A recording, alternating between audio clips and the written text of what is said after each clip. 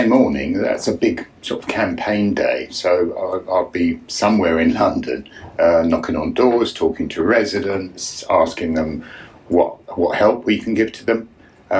So yeah, Saturday morning's pretty much taken up with that. You know, the London Assembly is the voice of London. We listen to people, and then what we listen to, we then translate into action for the mayor to do. I mean, he doesn't always have to obey us or do what we say, but at least we can give residents the ability to be able to speak to the mayor, the executive power in London.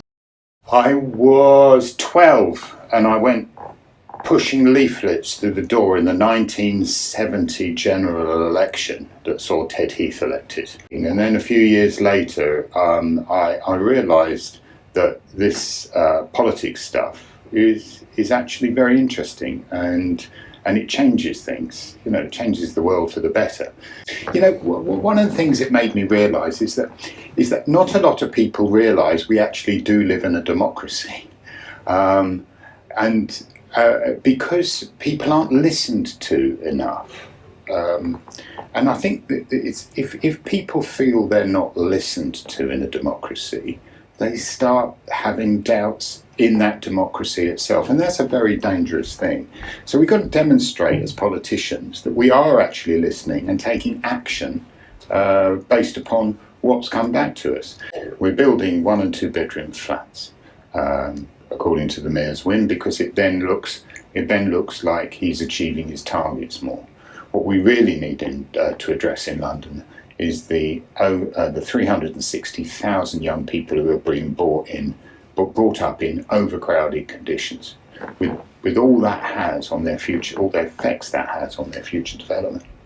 So we've got to build more family-sized homes. We've got to relieve the pressure on some of these families, because if we don't do that, we are building problems for future generations. I think that the lack of consultation with disabled people in London, I think that needs to be highlighted more. Disabled people who have the greatest problems getting around London. They're the one who often seem to be the last to be consulted or considered when it comes to changing the road network or putting in further restrictions to things like taxes and all the rest of it. I think the media needs to possibly wake up to that, because disabled people in London are not being well served.